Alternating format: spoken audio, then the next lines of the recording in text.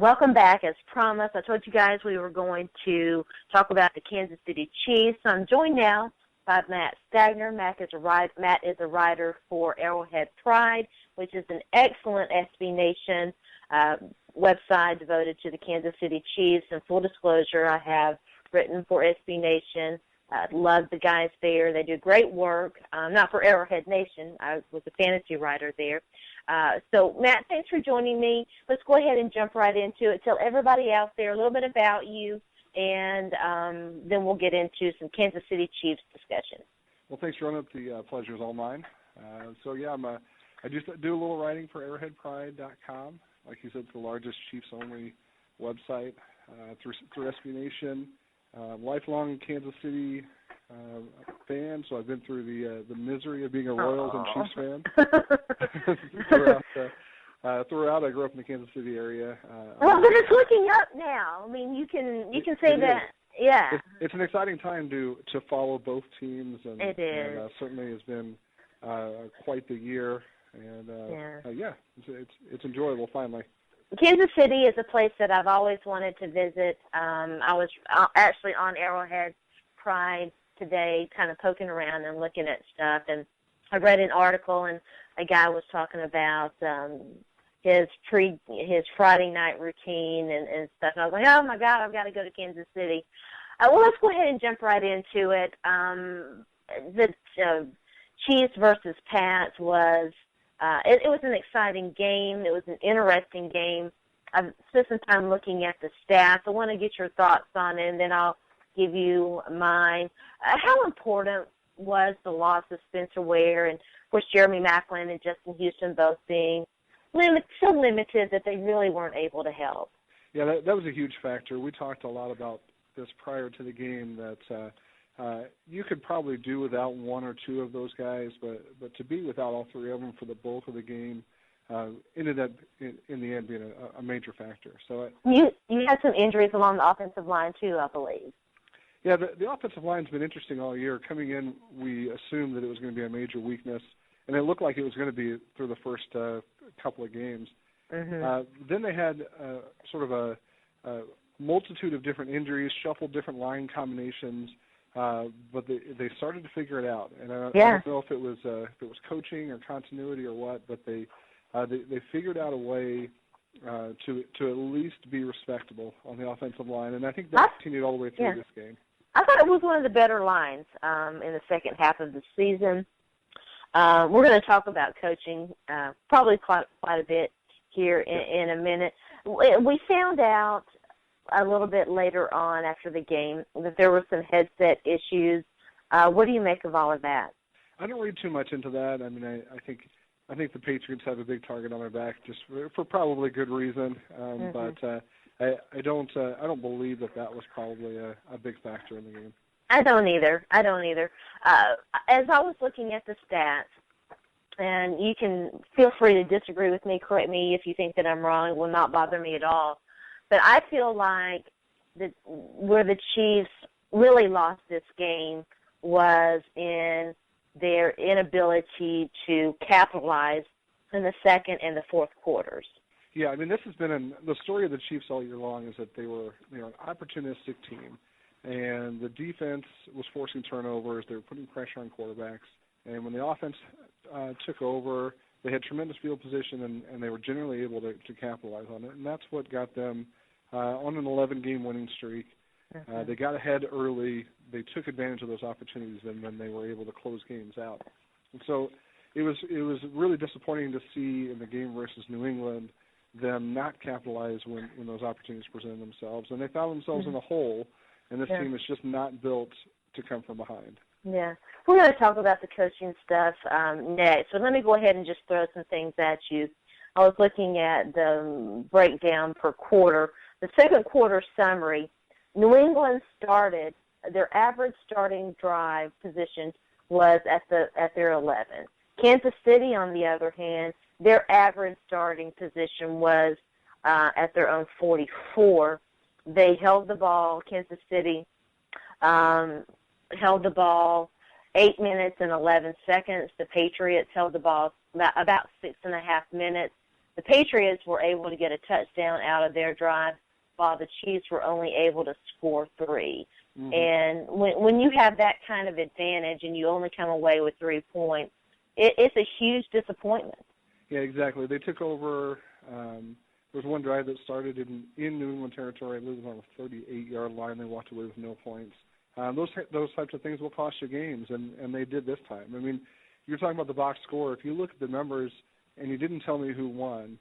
Oh, I know. With the exception of the 3 guys, if you gave me the rest of the numbers, I would say this was a really good win for the Chiefs. They outrushed them 135 to 38. The time of possession, as you mentioned, first downs. I mean, just top to bottom, the stats would have been in their favor. But I did a little preview on Arrowhead prior to this game by looking at the 2014, which was a game between New England and Kansas City on Monday night.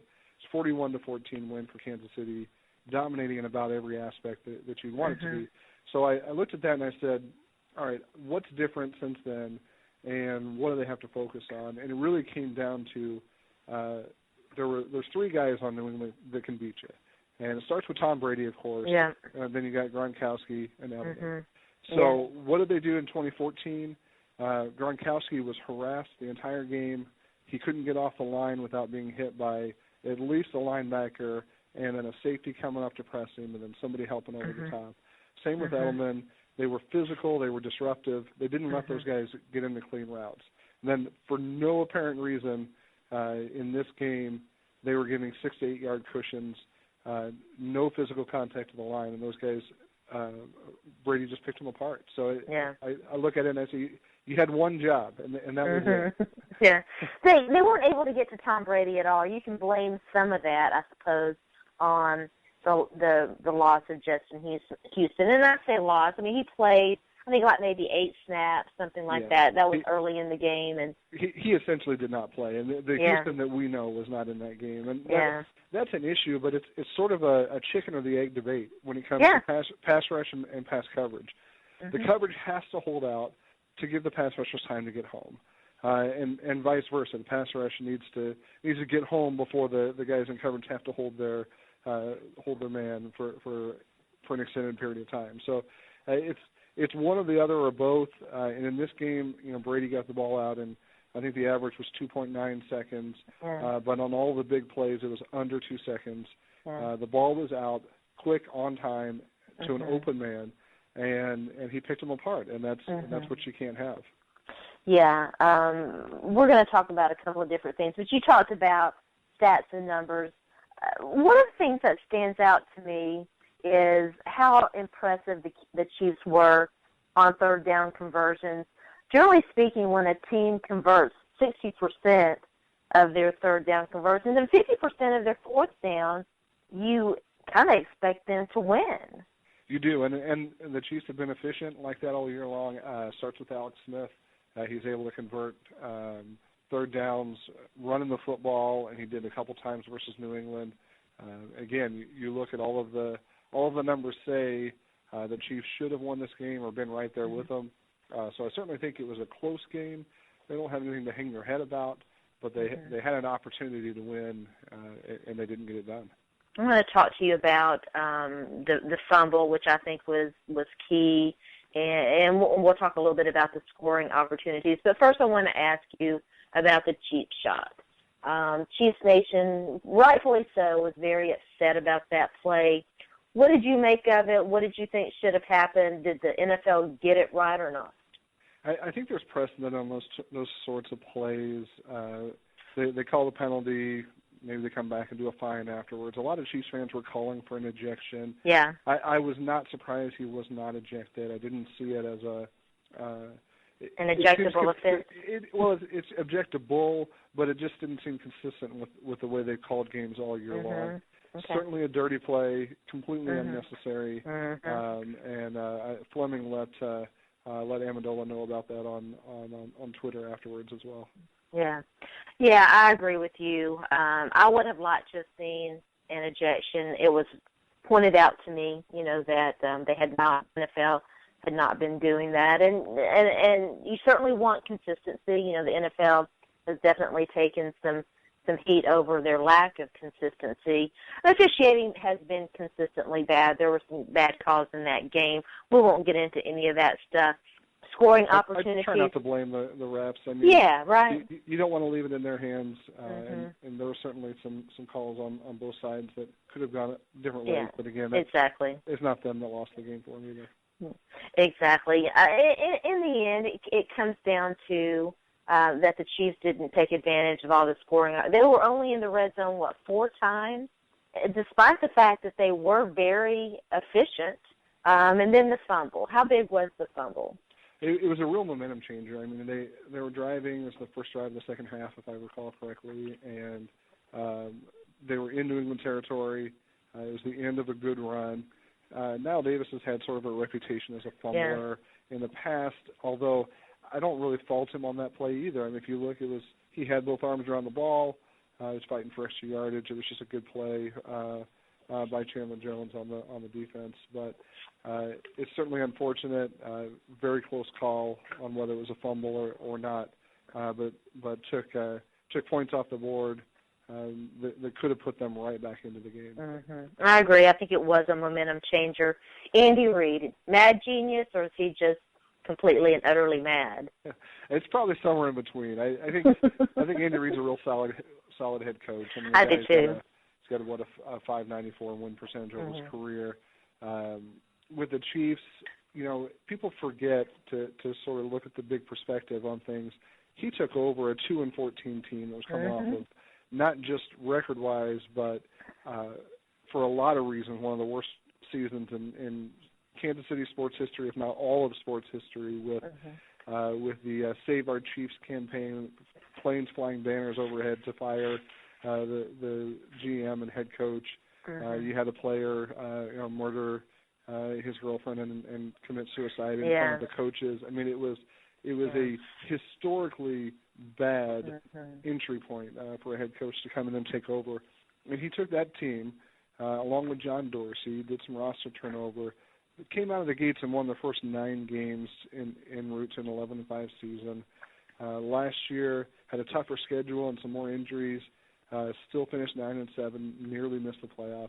And then to go 11-5 this year, win their first playoff game in 22 years in blowout fashion. I don't know that it's realistic to say there's too much better job that he could have done. You certainly can nitpick on things like clock management, which honestly is a problem for most head coaches not named Bill Belichick in the NFL. Yeah. But no, I think Andy Reid's a very solid coach. He's got good people around him. Players love him, and I think he's done a heck of a job in Kansas City. So I don't have too much to complain about there. I had started my notes before Doug Peterson's press conference yesterday, and then had to do some back and rearranging and stuff, because it was a question how much Doug Peterson called the plays versus Andy Reid. He has now come out and said that since the Steelers game, he was the primary play caller in the second half of the game. This has really kicked off a little bit of controversy, and it's kind of interesting. And I don't know if it's just a guy who just got his first head coaching job sort of fluffing up the resume, or if there really was a discrepancy in what Coach Reid's telling the media and what he's done during the season. Either way, I do feel like it's a collaborative effort on the offense. They've got a lot of good football guys in that room that are involved in game planning and actually calling and relaying the plays. So I don't know how much, and I don't think anybody really does know exactly how much Doug Peterson called. They use the word occasionally. Prior to this press conference, he occasionally would be allowed to call some plays. It was never stated the way he said it in this conference. But I thought it was actually hilarious that he took credit or blame for the final drive that everyone's criticizing how long it took. And you notice the brutal Philly media, the first question was asked. He didn't even finish the sentence, and the guy said, "Why did that drive take so long?" So he got called out on that. So I don't know why he would say that in front of that group if it wasn't true. Yeah, exactly. but it is interesting, and I made a joke on Twitter that they found their scapegoat in Kansas City, so we could say it was all Doug Peterson's fault. That's why we got him out of here. But we'll see if there's any difference going forward. My suspicion is that it won't look or feel much or any different without Peterson. We're going to talk about their very curious decision at offensive coordinator here in a minute. That drive, I tossed around in my head whether I was going to I have never, ever seen a team run a hurry-up, no-huddle offense and have to huddle the ball. Yeah, I mean, ever. It's almost like some of the wires got crossed and they were running their 4-minute offense and their 2-minute. Well, the look on Alex Smith's face was amazing. I don't know if you've had a chance to see that again. I've watched it like 10 times because he's just looking at the sidelines like, what are you serious? Yeah. You know.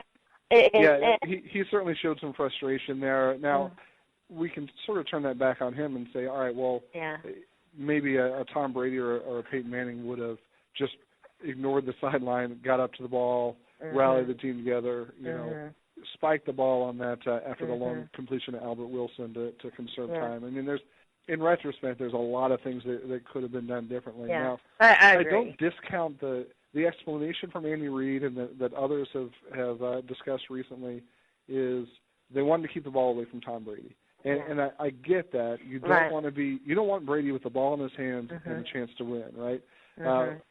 That makes perfect sense if the Chiefs are ahead. It makes perfect sense if that score is going to put them ahead, right? You want to run the clock. But to be down by 2 scores and not make every effort to score quickly and then hope that your defense can get a stop, there's not a lot of good justification for it. It clearly was a breakdown in play calling. It was a breakdown in execution. When you have a guy getting a false start penalty, you have a jumbo package that doesn't get the ball into the end zone on short yardage at that point, and for them not to get a playoff before the 2-minute warning. That was I believe that Andy Reid wanted to get that playoff, but they did not execute on it, and that's certainly a failure across the board. There were some miscues, there's no question. I'm a big Alex Smith defender. I'm okay being in that position. What are your thoughts on Alex Smith? I thought that, and I want to ask you, too, after we talk about how you feel about him, I want to ask you what kind of control you think he does have over play calling and changing the plays at the line and things of that nature. So that was something we noticed this year. I'll jump ahead to your second question. Dodging the first, but we noticed this year, and Andy Reid called it out in press conferences, that they've gradually been giving him more and more control over the team at the line of scrimmage, and a lot of that started about the time they started the win streak. So I believe he's been very effective at doing that. Again, this year he has been fantastic running the football in the right situations. He's always smart with the ball. Certainly went downfield and was more aggressive this year than we've ever seen from him. And I think that's a product of being the third year in the system with the coaches and the offense, but also having Jeremy Maclin was massive for him this year. So I have very few complaints about Alex Smith, other than the fact that you got to know who he is, and he is a great quarterback playing from ahead. He's a great quarterback as long as the defense and the run game are fantastic around him. But you cannot expect him to be Tom Brady down by 2 touchdowns with the game on the line. We have most Chiefs fans who've watched throughout his tenure know that if you're down by 2 scores, even if you're down by a score within 2 minutes, chances are you're not coming back. And that's been probably the most frustrating part about the Alex Smith era is he's a guy that can do everything you want him to do except carry the whole team on his back and rally to a victory when it's not already there in front of him. I'm going to play devil's advocate for just a couple of minutes. I understand that. I think that that's certainly justified. But you also have to remember that, and you mentioned that it's his third year in this system, you also have to remember that in the early stages of Alex Smith's career, he was in 7 different systems. 7. And he's never had that stability. In a way, he does remind me a lot of Tom Brady. And their offense, in some ways, reminds me of what the Patriots do to utilize Be Tom careful. Brady. Hopefully there's not too many Patriots fans listening. Those who made that comparison last week heard it from the New England faithful. I've already heard. Listen, I wrote about Deflategate. I've heard about everything you can possibly hear from Patriots fans. And my website got shut down over how bad the comments were. But just to extend on that real briefly, I think if where Alex Smith has to get better is on the deep ball.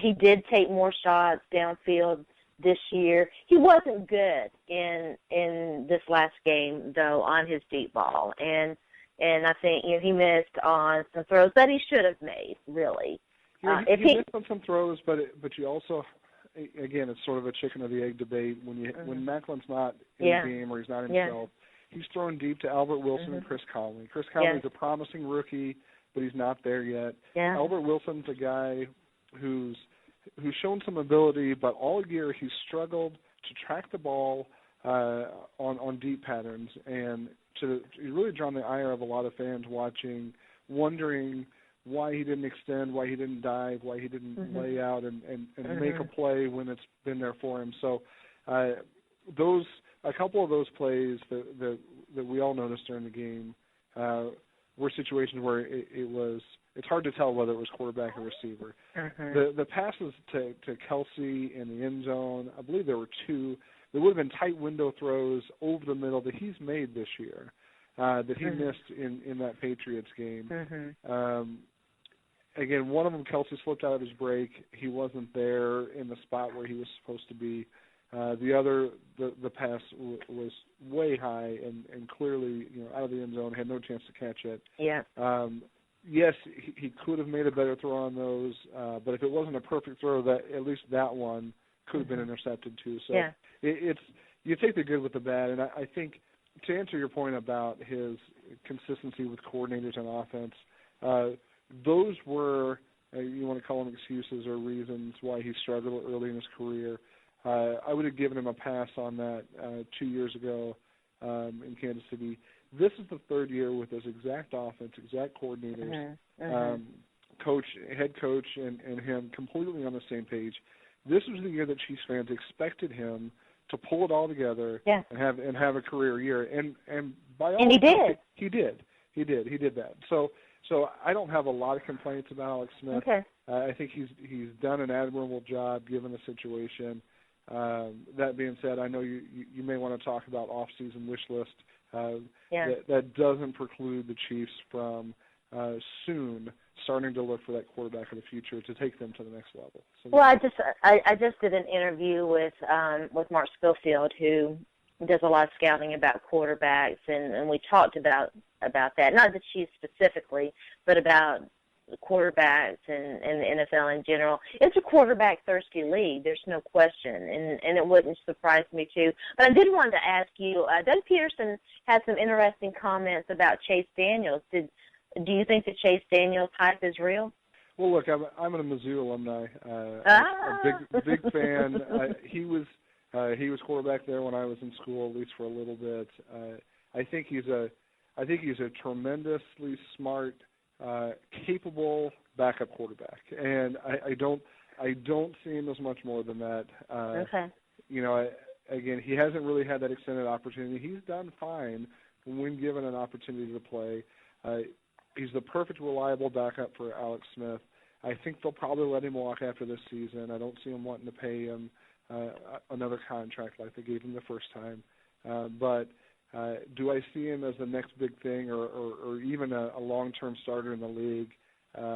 I'd be skeptical of that at this point. We're going to talk about you've got a long list of 2016 free agents. First on the list, Eric Berry. This is a good way to segue into his award-winning season. How inspirational was it to watch him come back from adversity, beating cancer, to win at least one website, one organization has named him the Comeback Player of the Year. He'll probably get that numerous times. He should. I mean, it's really the best story in all of sports. And if they don't make a movie at some point about the Eric Berry story, somebody's missing the boat. I mean, it's an unbelievable story. He's just a tremendously strong individual, and I caught some flack by remaining optimistic. I'm eternally optimistic about things. I was saying before the off-season program started, don't count out Eric Berry yet. He probably won't play this year, but there's a chance he could, right? And everybody said, no, he's done. He's never going to play again, or if he plays, it won't be in 2015. Well, when he reported to training camp and was medically cleared to practice, that in and of itself would have been a tremendous accomplishment. But to go on and have an all-pro year, be the inspirational leader of the team, you can't say enough about the guy and about what he's gone through. The guy refused a central line during chemo, made him start a new IV every single time so he could work out in between chemotherapy. That is unheard of. And so yeah, you won't catch a negative word out of me about Eric Berry. I think he's got to be priority number one to give a long-term contract, and it's going to be expensive, but I think they would be remiss if they didn't bring him back. I would think that he would be, like you said, their number one priority. Derek Johnson also on that list. Yeah. Ole Miss football had a good year in 2015, and he was one of them. Yeah, I mean, if you look at somebody who was out last year with an Achilles injury, he's past the age of 30. Everybody assumed that he would be not himself this season. He had one of his best years. The guy is really central to what they do on defense. Pun intended there. He's the middle linebacker. He's as he walked out of the locker room for the last time this year, they asked him about his future, and his only response was, "Look, I'm a chief. We'll figure it out." So I think the guy's going to retire a chief, and they'll find a way to get him a 1 or 2 year deal to make sure that happens. Who else on that list? Tamba Hali is not a free agent, but he has a voidable year, I think, is the status. So he took a pay cut prior to this year, and the way he did that was took really the existing money on his contract and spread it out over 4 years. They're all voidable years, but they automatically void at the end of the league year, beginning of the season. So if they do nothing, his contract voids. He's a free agent. So in order to bring him back, they have to give him a new deal. That said, he said that he wants to be back if his body's up for it. It's going to take a little bit of time for him to know if he's healthy enough. So, assuming he's healthy, I know he's going to be wanting to come back and play for Kansas City and nobody else. It's just a matter of whether he's healthy enough and whether the team decides it's time to move on, or if they want to give him at least 1 more year. Essentially, the entire secondary is up, which is not an ideal situation. You got Sean Smith, he's up. Tyvon Branch is up. Some other guys too. Who's on the bill? What do you make of all of that? It is a little disconcerting to look and see that there's one safety under contract for next year, and that's Ron Parker. Sean Smith has had 2 back-to-back tremendous years, very quietly for Kansas City. The market for his services is probably going to be fairly robust, and I'm assuming in all of my off-season stuff that he's gone. I think he gets north of $10 million a year, and he's the top corner on the market, and is going to get paid as such. So I think the Chiefs would like to have him back. I think they'll probably make him an offer, but I think they'll get outbid for Sean Smith.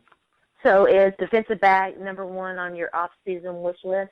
Yeah, given that scenario, if Sean Smith leaves, then yeah, you have to have another corner.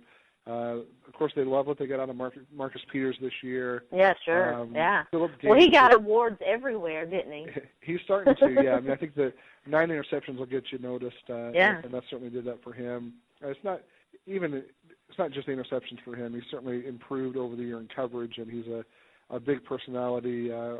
he's a fun player to watch. So certainly someone the Chiefs are very thrilled with that first-round pick last year. Phillip Gaines was another promising young corner that's missed a lot of time with injury. He went out in the first part of this season. Right as Sean Smith was coming back from suspension, Phillip Gaines missed the remainder of the year with a torn ACL. If he's healthy, he's the other corner. He's the other boundary corner that the Chiefs have right now. I still think they'd like to bring in another one if Sean Smith is gone. But with Peters and Gaines, they at least can field the team. And then going into the draft, though, John Dorsey has shown a commitment to investing in the secondary. I think they'll draft a corner, whether Sean Smith is back or not. If Sean Smith is gone, then they certainly make a priority on drafting and or signing a cornerback in free agency. We don't really have time to do it today. I know that you need to go here pretty soon.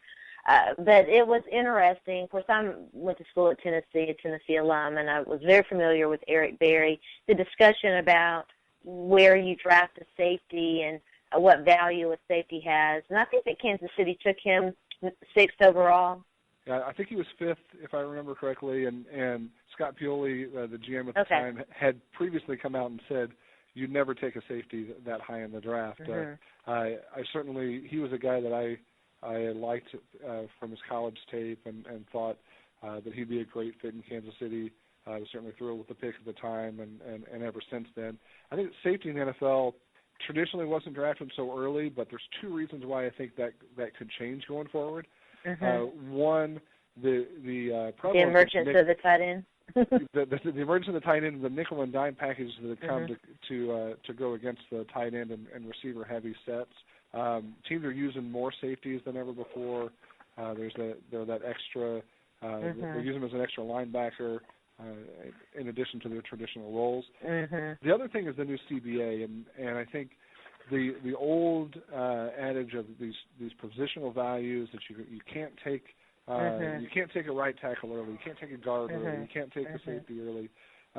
These things were based on the premise of the old CBA when you had guys getting $70 million contracts as rookies. Hassan Bradford. Wage scales, exactly. So with the rookie wage scale, I don't think there's as big of a gap, and I think you can afford to take a guy at maybe a position that you wouldn't traditionally do so, especially towards the middle of the first round. I think teams are not as afraid to do so because the money's not as big of a deal. Yeah, I completely agree with that. Everything you just said, I agree with. I've also said that as well. Before you get out of here, I have to ask you, I'm confused with what they're doing at offensive coordinator. It looks like it's going to be a dual OC position with Brad Childress and Matt Nagy. Nagy, how do you pronounce his last name? I believe it's Nagy, yes. What do you make of all that? So we talked a little before about the Doug Peterson and Andy Reid relationship, and I think the offensive side of the ball for the Chiefs is very collaborative. There's a lot of people in the room. They had Childress as they've called him special projects. They've called him spread game analyst. He had this mystery job where nobody really knew what he did. We all knew that he had some roles and responsibilities in coming up with a game plan. Nagy has been the quarterback's coach and has been described as a rising star in the coaching ranks. And obviously, Andy Reid, the offense is his. Right. All said and done. Right. What I think is last year, the effort was headed up by Reid with Peterson, Childress, Nagy, and others contributing to the game plan. So I think it's going to be the same situation going into 2016 with the exception of Peterson being gone. Okay. So you'll have Childress. My guess, and again, this is just a guess at this point because they haven't really fleshed it out publicly, at least. My guess is that Childress does more of the game planning. He sits up in the booth, and then Nagy is more of the guy on the sideline. That's relaying calls into the quarterback in constant communication with the quarterbacks and Andy Reid. My guess is that Reid continues to call most of the plays. Childress has been his offensive coordinator before, and they were very successful together. But generally, Reid called his own plays at that time as well. So I would be surprised if it's really, again, too much different than what it was this year. It may sound strange on the outside, but I think it's all just titles, and according to, if you ask any read about it, there's a bunch of guys in the room, and they work together to come up with a game plan. All right, very good. You want to give me some predictions on the conference championship games this weekend? Talk about that a little bit. Yeah, most Chiefs fans were hoping that Cincinnati would have pulled off that game against Pittsburgh, because we felt like the matchup going into Denver would have been a lot more favorable than New England. So nothing's changed other than making my predictions stronger there, that New England is the class of the AFC at this point. So I don't see any scenario where Denver beats New England. So it's definitely New England. And on the NFC side, Carolina's, they've been doing it all year, and something major would have to change or give out for them not to win on the NFC side. So it should be an interesting Super Bowl. My prediction is going to be New England versus Carolina. Yeah, the Denver Patriots game is interesting. A lot of people are picking the home teams this weekend. It's been an interesting playoff in that regard. In the wild cards, all the visiting teams won. In the divisional games, all the home teams won. I am actually predicting the visiting teams to win this weekend. I agree with you about Patriots-Broncos. I think the only way Denver wins that game is if they get a defensive touchdown. And that's for a lot of reasons. Primarily, I'm just not the biggest fan of Gary Kubiak's offense. I'm just not. Yeah. And it's been pretty clear that Peyton Manning and Gary Kubiak's offense haven't really meshed the way that some had hoped that would this year. Manning is clearly on his last legs, and I just don't know that he's certainly not expected to, and probably can't carry the team anymore on his own the way he used to. Everybody says, well, it's the Denver defense that's going to make the difference. Well, that defense is similar to Kansas City's in the way that they've got strong corners and a tremendous pass rush. If they can't do a better job at holding off that trio of Brady, Gronk, and Edelman, they're not going to have any different results than the Chiefs did. So everybody's going to be anxiously awaiting Chris Harris's status. Yeah, absolutely. Yeah, and in the NFC game, I mean, Cam Newton's having such a special season. You don't have any doubt believing that before the home crowd, he's going to work his magic. But I'm a big fan of Bruce Arians and his offense, and I've been saying this. I've said this a couple of times. A show that I did. We're recording this Wednesday afternoon. This is obviously for the Thursday podcast. On my Tuesday night show, and again with Mark, the interview that I told you about, I could see Bruce Arians working some magic. And if the Carolina Panthers have a weakness, it's their secondary. Josh Norman's a fantastic player, but he's only one guy. Cortland Finnegan's been good for a guy who was on his couch, retired, and Arizona's just got some pretty doggone good talent in their receiving corps, if you count they do, in fact. I certainly didn't mean to slide Arizona in the No, yeah, but I know. I just think if you look at the body of work this year, Arizona's been a great story. Carson Palmer's played tremendous football, but really it's hard to argue to me that Carolina hasn't been clearly the best team in football. Yeah. They have a tremendous defense from a guy that I doubted early on that has certainly proven me wrong, and Luke Kuechly across the board with their linebacking crew. I think they can get the job done.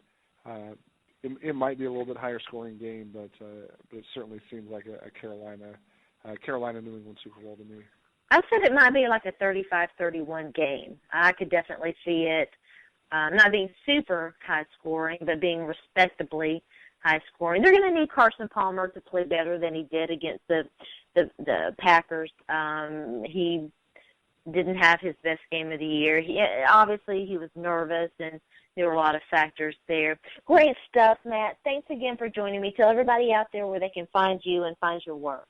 Well, thank you. I appreciate the opportunity. I'm always happy to talk Chiefs. It's generally all I do on Twitter at StagDSP there, and then again at arrowheadpride.com under the same name. I appreciate the time. All right. Thanks again. Have a great day. You do the same. Thank you. All right. Bye-bye.